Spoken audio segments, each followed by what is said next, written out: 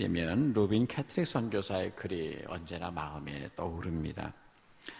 몇 주 전에 영상에도 나왔던 이야기입니다만, 내게 1000개의 생명이 주어진다면 그 모든 생명을 조선을 위해 바치리라. 양화진 선교사, 외국인 선교사 묘비에 적힌 이 글은 로빈 캐트릭 선교사의 조선에 대한 사랑을 표현한 글입니다. 그녀의 편지를 읽노라면 26살 난 그녀의 조선에 대한 사랑이 너무나도 뜨겁고 감격스럽고 그 복음의 빚진 자의 그 마음이 어떤 것인가 하는 것, 그것을 느끼게 됩니다. 그가 죽기 전에 텍사스의 에빗 청년회에 보낸 편지에 적힌 글이 있습니다. 그는 그 글에서 캐트릭은 죽기 전에 내가 죽거든, 내가 여기서 순교하거든 텍사스 청년들에게 가서 10명씩, 20명씩, 50명씩 한국으로 나오도록 일러주십시오 라고 유언을 했고, 그 유언을 들은 그 청년회에서, 에벳 청년회에서 20명의 청년들이 이 땅에 선교사로 나오게 됩니다. 이방 땅에 대한, 조선에 대한 그들의 특별한 사랑과 오랜 세월 동안 기도한 그들, 토마 선교사가 한 명이 조선에 와 선교하면 그 소식을 듣는 그를 후원한 청년들 속에서 10명, 20명, 30명이 이 땅으로 몰려서 선교사로 나왔습니다. 그들의 그 헌신과 사랑과 목숨을 내어놓는 일로 인해서 이 땅의 복음이 오늘날처럼 꽃피게 되었습니다. 로빈 캐트릭이 쓴 편지의 일부, 자신의 마지막 유언장과 같은 편지를 그 죽기 전에 아버지 어머니에게 보낸 편지가 있는데, 그 편지의 일부를 소개하면 이런 것입니다.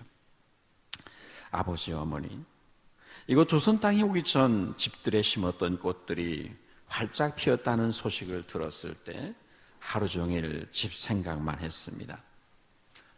이곳은 참 아름다운 곳입니다. 모두들 하나님을 닮은 사람들 같습니다. 선한 마음과 복음에 대한 열정으로 보아 아마 몇십 년이 지나면 이곳은 주님의 사랑이 넘치는 곳이 될 것입니다. 저는 복음을 듣기 위해 20km를 맨발로 걸어오는 어린아이들을 보았을 때 그들 안에 계신 하나님의 사랑 때문에 오히려 위로를 받았습니다. 그러나 한편에는 탄압이 점점 심해지고 있습니다. 그저께는 주님을 영접한 지 일주일도 안 된 서너 명이 끌려가 순교를 했고, 토마 선교사와 제임스 선교사도 순교를 했습니다.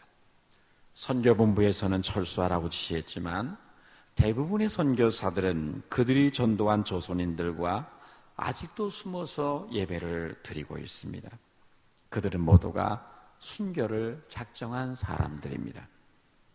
아버지 어머니, 오늘 밤은 유난히도 고향으로 돌아가고 싶습니다.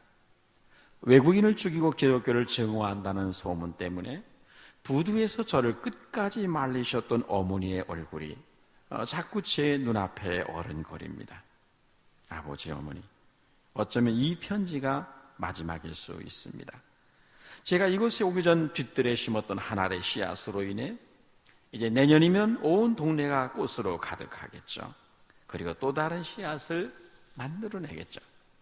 저는 이곳에 작은 씨앗이 되어 이 조선 땅에 묻히게 되었을 때 아마 하나님의 시간이 되면 이 조선 땅에는 많은 꽃들이 피고 그들도 여러 나라에서 씨앗이 될 것입니다.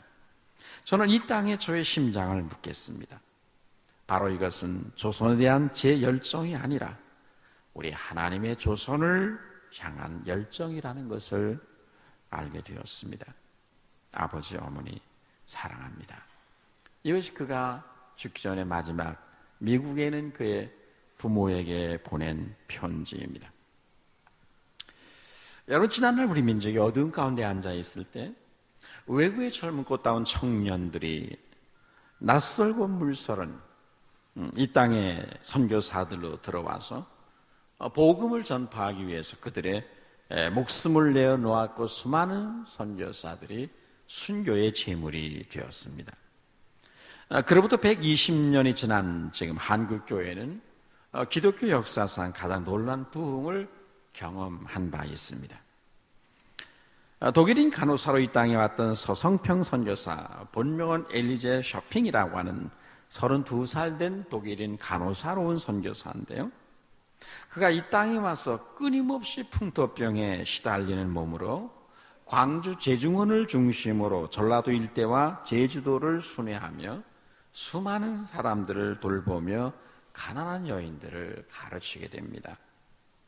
그가 바라본 당시의 조선 땅은 가난으로 아주 찌들고 가득한 땅이었습니다. 그가 순회 진료에서 500여 명의 조선 여성들을 만났지만 그 500여 명의 조선 여성들 중에 자기 이름을 가진 여성은 10명도 채 안 되었다고 기록을 했습니다. 그 10명도 채 안 되는 그 조선 여인들의 이름이 돼지 할머니, 개똥엄마, 큰년, 작은년 이렇게 불렸다는 거예요. 500명의 여성 가운데 이름을 가진 자기 이름을 가진 여인이 10명도 안 되는 그 이름조차 개똥할머니, 쇠똥할머니 뭐 이런 이름이었더라는 거죠.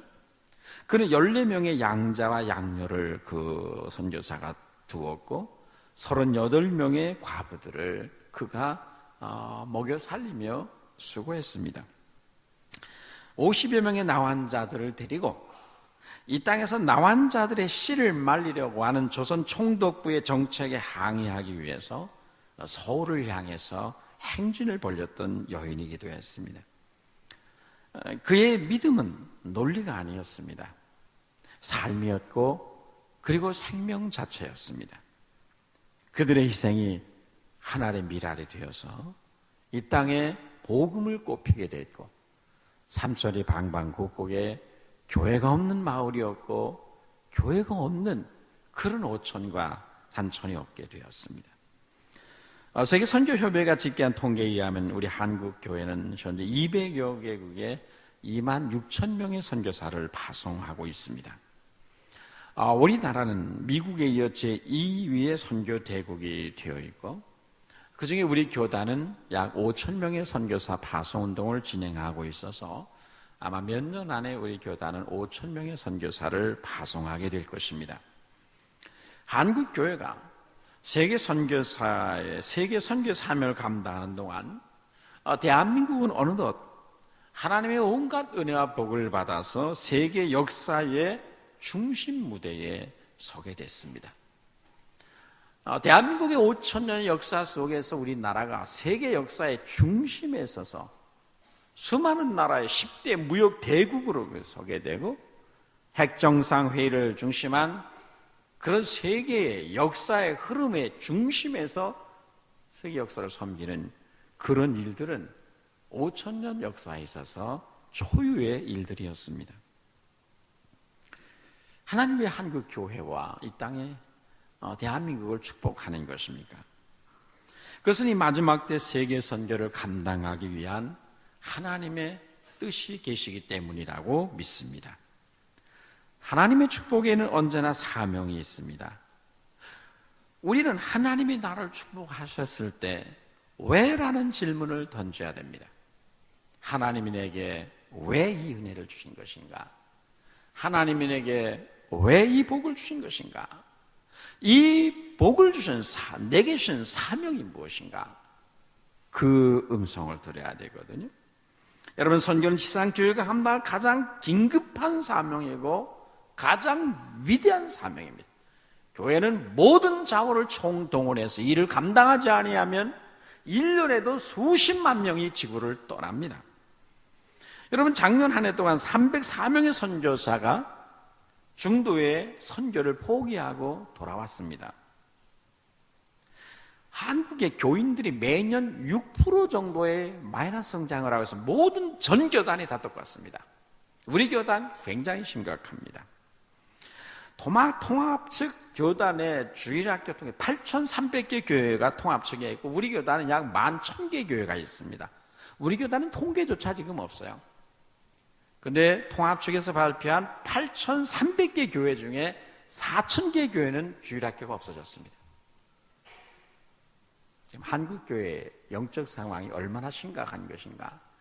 해마다 6% 정도의 교인이 줄어가고 있습니다. 더 위기는 신학생들 지원자가 형편없이 줄어든다는 것입니다. 그전에는 신학기를 지원하는 주를 위해 살겠다는 청년들이 여기저기서 일어나는데 이제는 그 신학생들의 지원자가 절반 이하로 막 떨어집니다. 10년 후, 20년 후는 이제 교회의 사역자가 텅 빈 날도 있을 수도 있습니다. 근데 이제 파송 선교사의 수조차 줄어가고 있습니다.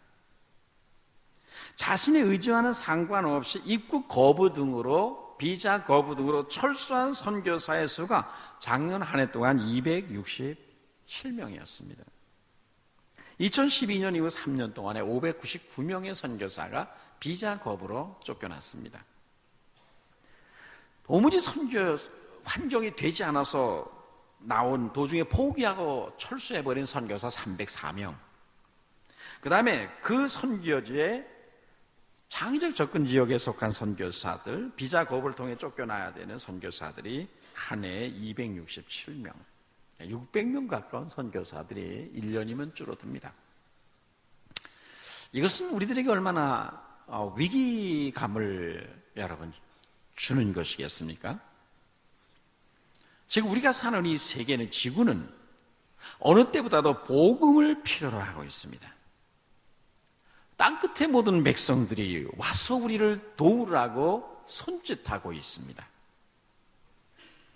지난 2010년 한 해 동안 내만 세계에서 2173명의 그리스도인들이 총살을 당하고 목이 잘리며 순교를 했습니다. 대부분이 이슬람권과 북한에서 일어난 일입니다. 이거 2010년 통계입니다. 지금도 아프리카에서 금년, 작년에 일어난 일들을 보면 이 숫자는 10배도 더 늘어났습니다. 수많은 크리스찬들이 예수 믿는 것 때문에 불에 태워 죽임을 당하고 목이 잘리는 참수를 당했고 북한에서는 총살을 당했습니다. 수십만 명의 그리스도인들이 강제 노동 수용소에 갇혀 있습니다. 하루에도 수십만 명이 예수를 알지 못한 채 지구를 떠나고 있습니다. 이런 때에, 이런 시대에 가장 긴급하고 중요한 일이 있다면 무엇이겠습니까? 세계를 품은 그리스도인, 하나님의 영광과 열방을 향해 가지는 긍휼 어린 마음을 가지고 열방을 향해 나가는 사람들이 이 땅의 교회에 필요합니다. 우리 교도 1980년에 해외 선교의 문을 열었습니다.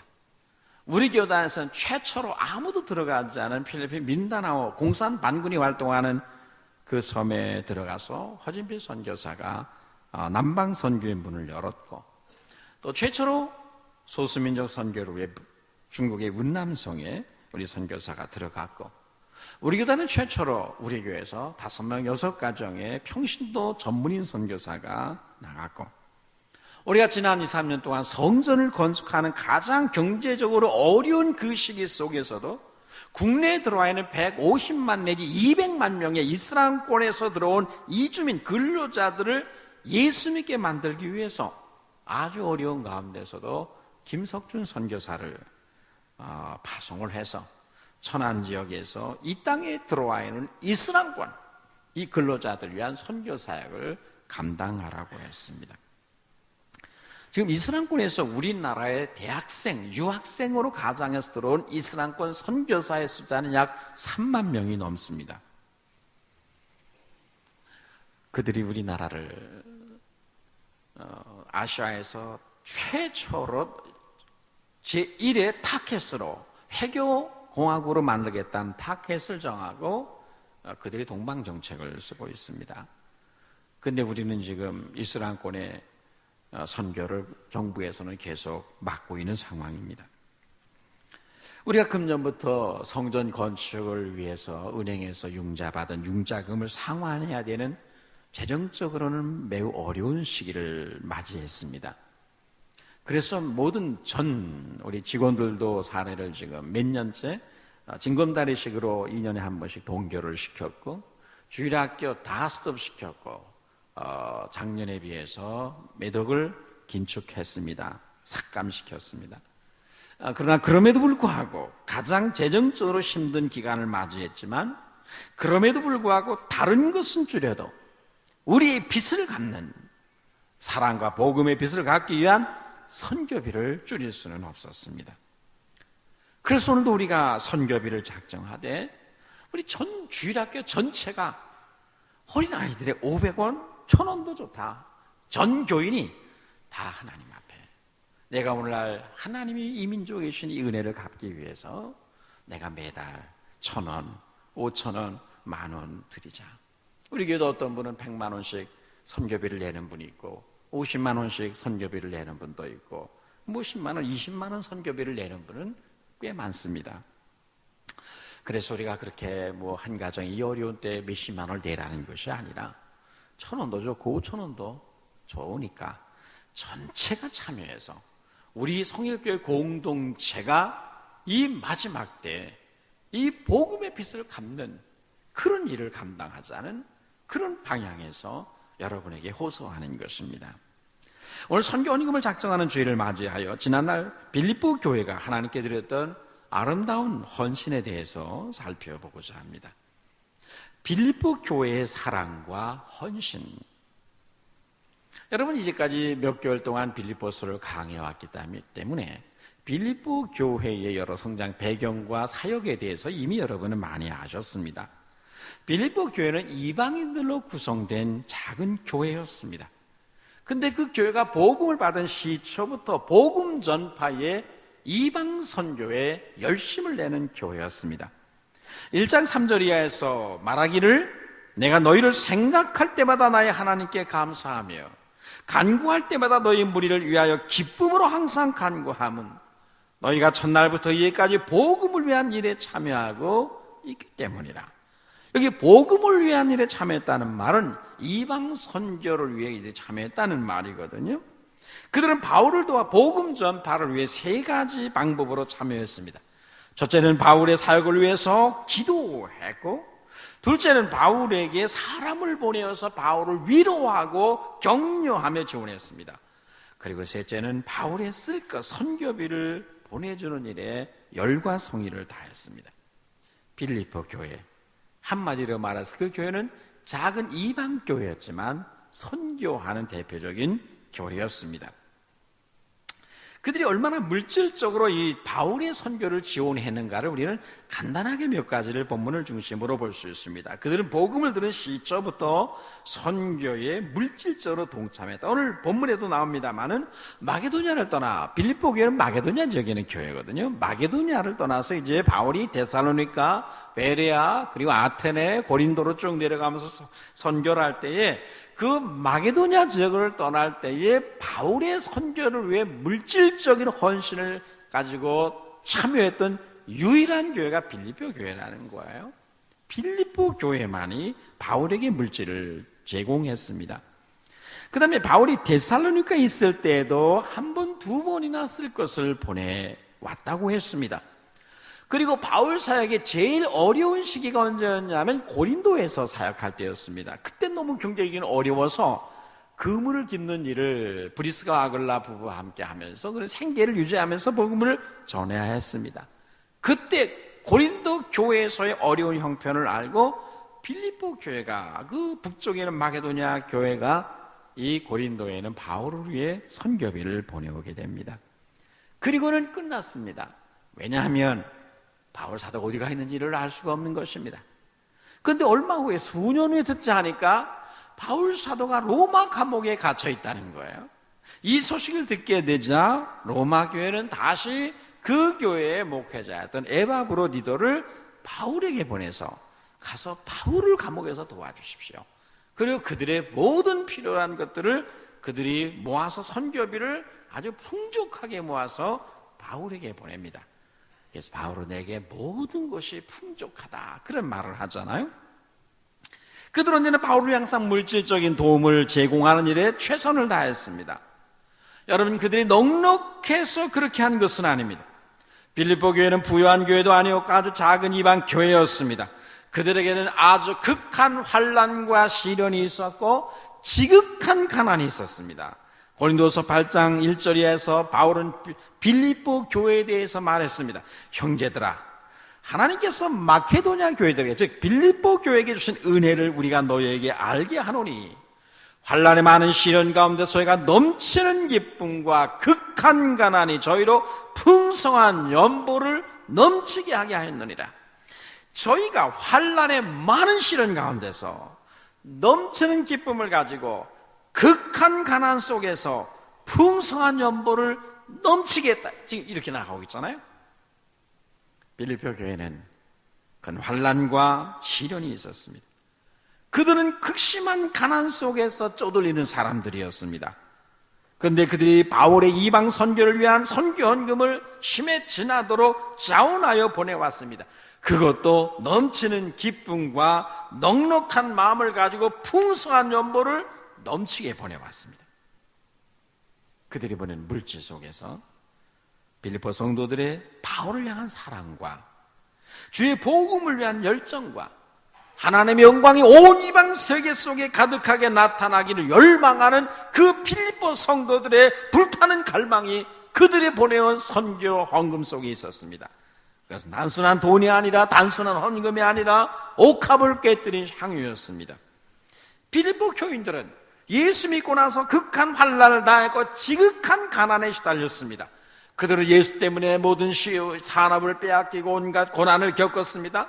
그런데 그들의 극한 고난과 가난 환난 속에서 물질을 모아 에바브로디도편에 다시 보내왔을 때 로마 감옥에서 그 선물을 받아든 바울의 마음이 얼마나 큰 감동과 기쁨과 뜨거움이 일어났겠습니까? 그 헌물은 그들의 사랑이었고 그들의 눈물이었고 그들의 헌신이었습니다. 그 헌물을 감옥에서 받아든 바울은 그 빌립보 성도들에 대한 뜨거운 사랑, 감사, 그 눈물을 쏟았을 것입니다. 우리를 왜 빌립보 4장 1절에서 나의 사랑하고 나의 사모하는 형제들, 나의 기쁨이요 나의 면류가 아닌 사랑하는 자들이라 왜 그렇게 불렀을까? 이해가 됩니다. 여러분, 바울 사도의 어느 서신에서도 그 교회를 이렇게 아름답게 부른 적이 없거든요. 나의 사랑하고 사모하는 형제들, 나의 기쁨이요 면류가 아닌 사랑하는 자들아. 그 빌립보 교회의 성도들이 그렇게 오랫동안 끊임없이 그에게 보내오는 이 사랑의 선물들을 보면서 바울은 그들을 향한 사랑이, 그들을 사모하고 그리워하는 마음이 불붙어 올랐던 것이죠. 존 파이퍼라는 유명한 사람은 말하기 열방을 향해 가라고 하는 책에서 선교를 일으키는 동기의 최고봉이 무엇인가? 무엇이 선교의 동기가 되어야 되는가? 선교의 동기의 최고봉은 대사명, 지상명령에 순종하는 것도 아니라고 했습니다. 소외되거나 죽어가는 죄인들을 사랑하는 것도 선교의 최고의 동기는 아니라고 했습니다. 선교 운동의 동기의 최고봉은 예수 그리스도의 영광을 타오르는 열정으로 갈망하는 것이다. 예수 그리스도의 영광이 이방 땅에 불타오르기를, 드러나기를 열렬히 원하는 이 타오르는 열정으로 그 영광을 갈망하는 것, 이것이 선교의 동기의 최고봉이다, 그렇게 말했어요. 빌립보 교회는 바로 이 열정과 갈망을 갖고 있었습니다. 바울 사도 로마서 1장 5절에서 그로 말미암아 우리가 은혜와 사도의 직분을 받아 그 이름을 위하여 모든 이방인 중에서 믿어 순종케 하나니라고 했습니다. 여러분, 선교는 돈이 있다고 하는 것 절대 아니거든요. 힘이 있다고, 교회가 뭐 크다고 선교하는 것 절대 아닙니다. 우리 한국 교회에 지금 선교를 한다 할지라도 6만 개 교회 중에서 선교사를 파송하고 후원하는 교회는 400개 교회밖에 없습니다. 그러니까 교회가 크다고 선교하는 것도 아니고 돈이 많다고 절대 선교하는 것도 아닙니다. 주님의 마음에 주님을 위한 열정을 가진 성도와 교회, 온 땅에 주의 영광과 이름이 나타나고 영광이 나타나기를 원하는 갈망을 가진 사람과 교회만이 이 선교를 한다 이 말이죠. 빌립보 교회 성도들 속에는 바로 이 열정과 갈망이 있었던 것입니다. 여러분, 우리도 바로 그분의 이름을 높이려는 열정을 품는 그런 성도들 되시기를 축원합니다. 우리는 그 이름을 위하여 살고 그 이름을 위하여 죽는 세계를 품은 그리스도인들을 일으키고 파송하며 지원하는 일에 우리의 삶을 드려야 합니다. 존 파이퍼는 그리스도의 이름을 높이며 선교적 사명에 이끌리는 사람들은 어디서 나오는 것인가? 그렇게 물었습니다. 여러분 생각은 어떻습니까? 그리스도의 이름을 높이며 선교적 사명에 이끌리는 사람들은 도대체 어디서 탄생하는 것인가? 그는 이렇게 말합니다. 우리는 그런 사람들이 하나님의 사랑에 흠뻑 빠져 있으며 그리스도에게 몰두해 있고 성령으로 숨쉬는 가정과 교회와 미션스쿨과 선교단체에서 나온다, 그렇게 말했습니다.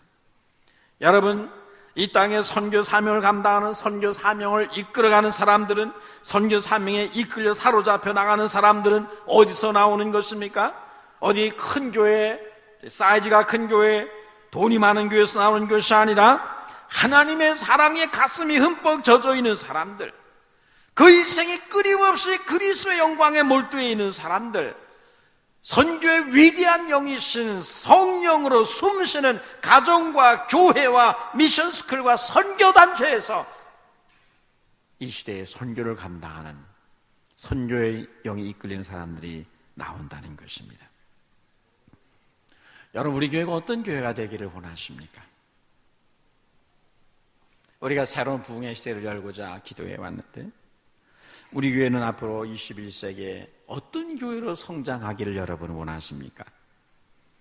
우리 교회가 이 시대의 가장 중요한 사명인 선교적 사명에 이끌리는 사람들이 우리 안에서 나오려면, 우리가 성전 건축하는 동안 3년 동안 매일처럼 새벽과 저녁 단 하루도 빠지지 않을 기도했던 기도의 내용이 뭐냐 하면, 우리에게 새로운 부흥의 시대를 열어주시고 부흥의 세대, 이 불이 꺼져, 부흥의 불길이 꺼져가는 대한민국을 살릴 수 있는 부흥의 새로운 세대를 일으켜달라고 기도했는데, 여러분, 이런 사람이 나오려면 어떤 사람이 필요합니까? 하나님의 사랑에 흠뻑 빠져있는 사람들, 그리스도의 영광에 몰두하는 사람들, 성령으로 숨쉬는 교회, 성령으로 숨쉬는 가정이 되어야 거기서 선교적 사명을 자신의 인생의 사명으로 알고 이 일에 기도하며 헌신하는 그런 사람들이 나오게 되는 것입니다. 우리에게는 하나님께 사로잡힌 사람들이 필요합니다. 하나님이여 민족들로 주를 찬송케 하며 모든 민족으로 주를 찬송케 하옵소서. 이것이 시편 기자의 열망이었습니다. 우리 유대인뿐만 아니라 이 세상의 모든 민족들이 다 주 하나님을 찬송하고 모든 민족으로 우리 하나님을 높이는, 그렇게 되는 것이 열망이었거든요. 하나님을 향한 열정이 있는 곳, 하나님의 지존하심과 아름다움을 높이는 데 열정을 가진 교회 속에서 선교적인 열심을 가진 사람들이 일어나게 되어 있습니다. 앞으로 우리는 이 세 가지 방면에서 세계 선교에 동참해야 됩니다. 첫째는 선교사들을 위해서 여러분 기도해 주십시오. 우리를 위해서 기도하라. 이것이 바울의 비명소리였고 선교지에서 들려오는 비명소리라고 합니다. 기도는 선교를 위한 전략 무기거든요. 인생은 항상 전쟁입니다. 우리가 기도하지 않는 중요한 이유는 인생이 전쟁이라는 이 사실을 무시하기 때문입니다. 기도는 영적 전쟁에 있어서 무전기와 같다고 그랬어요. 근데 수백만, 수천만 명의 크리스찬들이 지금까지 무엇을 하는가? 우리는 우리가 전쟁 중이라는 사실을 더 이상 믿지 않으려고 한단 말이죠. 그래서 영적인 절박감, 긴장감, 어둠의 영도에 대한 경계심도 갖지 않고 있습니다. 우리는 단지 안일함과 평안과 번영만을 원하고 있는 거예요. 지금이 어느 때인데 말이죠.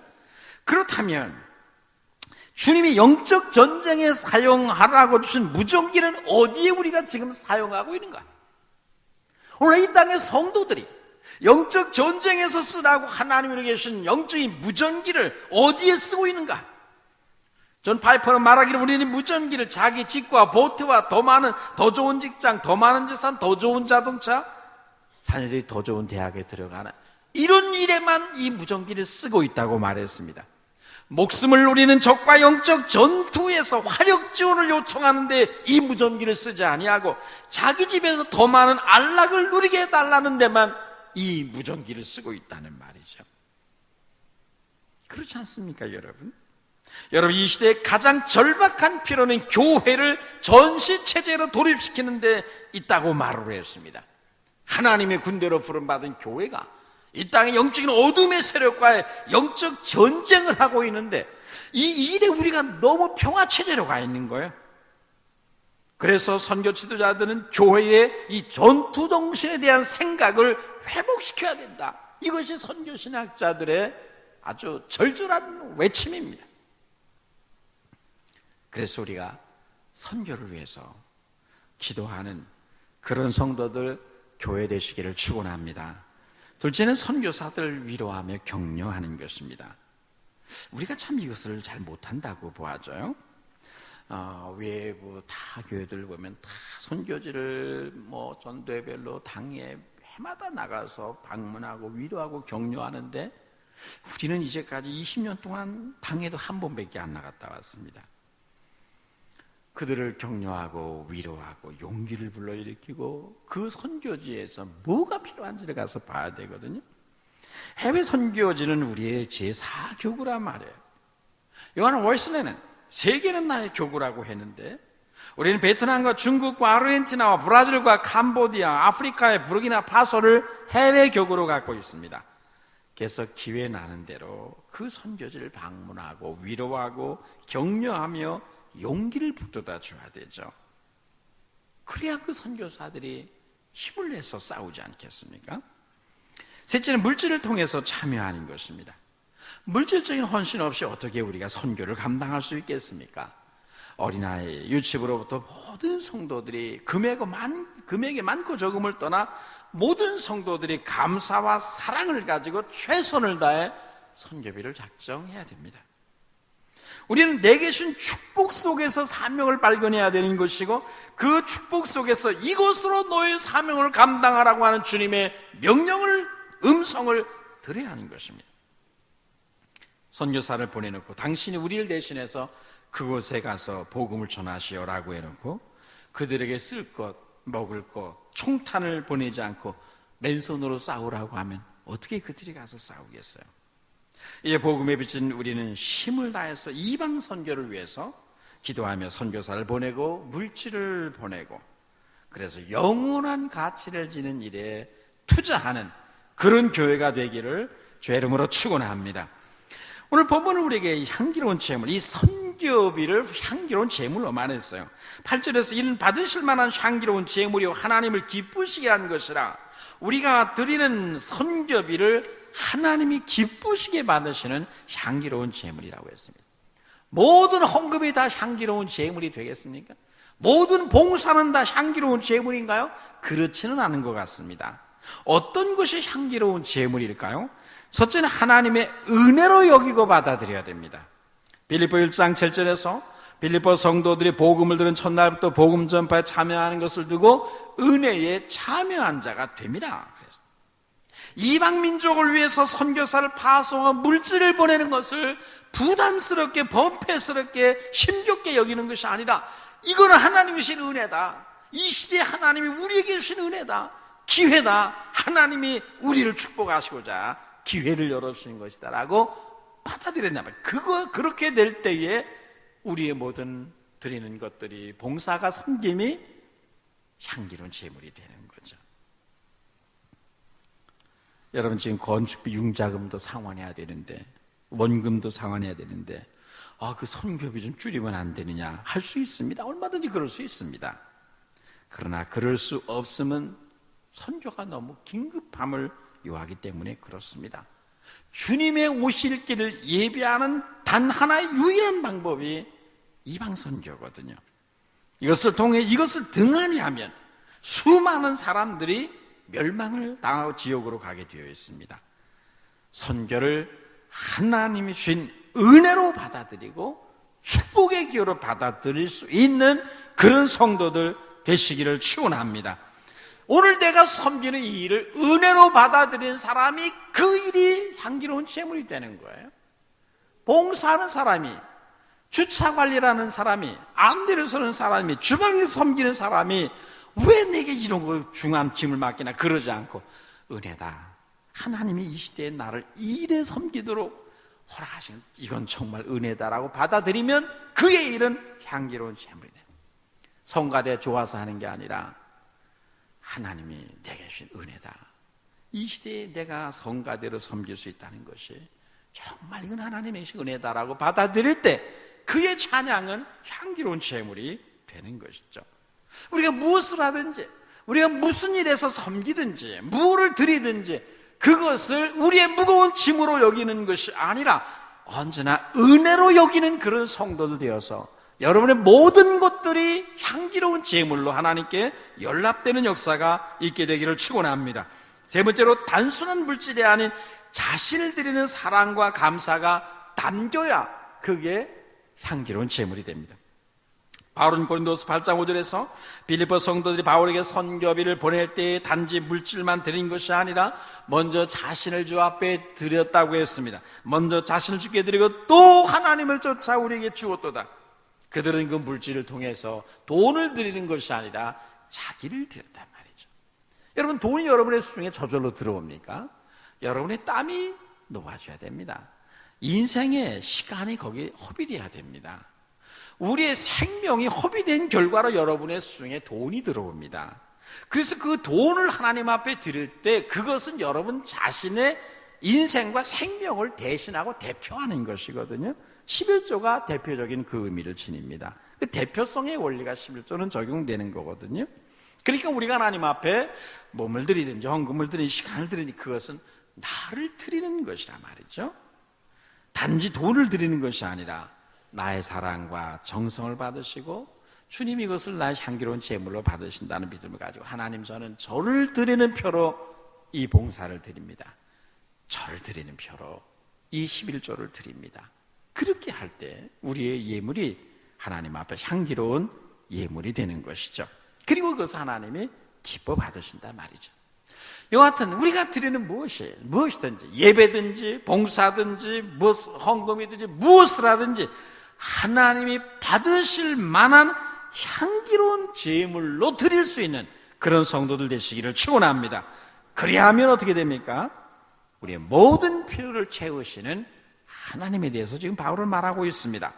바울은 19절에서 나의 하나님이 그리스도 예수 안에서 영광 가운데 풍성한 대로 너희 모든 쓸 것을 채우시리라고 했습니다. 여러분, 빌립보 교인들의 사랑의 섬김에 대해서 바울은 갚을 길이 없었습니다. 감옥에 갇힌 전도자가 무엇을 가지고 그들의 사랑을 보답하고 갚겠습니까? 갚을 방법이 없습니다. 그러나 바울을 대신해서 하나님이 그분의 손으로 채워주신다. 바울을 대신해서 하나님이 갚으실 것이라는 것이 바울의 믿음이었고 확신이었습니다. 우리 인생의 필요를 가장 풍성하게 공급받고 채움받는 비결은 주님께 드리는 것입니다. 사람은 누구나 뿌린 대로 반드시 거둔다고 했습니다. 심는 대로 거두는 법칙이 자연계와 영계에 다 적용되고 있거든요. 하나님이 우리의 공급자가 되십니다. 내가 뿌리면 내 인생의 미래와 내 자녀 대해서 하나님이 그것을 축복의 열매로 거두게 하십니다. 우리 모두가 하나님 앞에서 이 모든 일에 열정을 다해서 이것을 내가 오늘 주님 나라를 위해 심으면 나는 하나님의 손에서 이것을 받게 된다는 이 믿음을 가지고 이 일에 열심 내는 여러분 되시기를 축원합니다. 어느 분은 헌금을 행복한 자의 노래라고 그렇게 말을 했습니다. 하나님은 행복한 자의 노래를 받으시고 채우십니다. 어떻게 채우세요? 영광 가운데 풍성한 대로 채웁니다. 하나님 우리를 대신해서 채우실 때는 영광스러운 것으로 그리고 풍성하게 채운단 말이에요. 어린 소자에게 냉수 한 그릇 대접하는 것도 그 상을 잃지 않겠노라고 했는데 너 어린 소자에게 내 이름으로 냉수 한 그릇 대접했으니까 냉수 한 그릇 받아라. 하나님 그렇게 안 하신단 말이에요. 영광스러운 것으로, 그리고 풍성함으로. 그분의 손은 우주에서 가장 크신 손입니다. 여러분, 저에게 사랑을 베풀면 저를 통해 받기를 원하십니까? 하나님의 크신 손으로 받기를 원하십니까?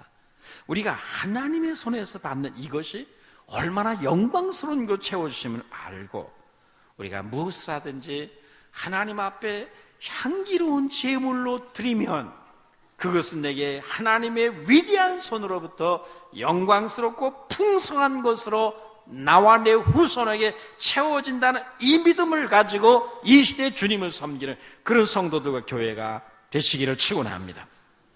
말씀을 마치겠습니다. 성경은 두 단어로 되어 있다고 합니다. 하나는 주님께 오라, come이라고 하는 단어이고, 또 하나는 땅끝까지 가라, go라고 하는 단어입니다.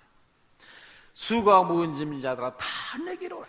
오라고 부르시는 오라는 단어가 있고, 이제 주님께 와서 은혜를 경험한 그들을 향해 너희는 열방을 향해 가라, 모든 민족으로 가라고 하는 go라고 하는 단어가 있습니다. 그래서 성경은 오라는 단어와 가라는 이 두 단어로 되어 있다고 했습니다. 하나님의 꿈은 우리들이 그분의 능력을 힘입고 모든 족속으로 가서 제자를 삼는 것입니다. 그래서 예수님이 재림하기 전에 모든 나라와 민족과 열방 중에서 적어도 하나님을 알고 하나님을 예배하는 무리들의 공동체가 적어도 모든 민족마다 크든 작든 존재해야 된다는 거죠. 이 꿈이 하나님의 비전이고 우리 하나님의 교회의 열망입니다.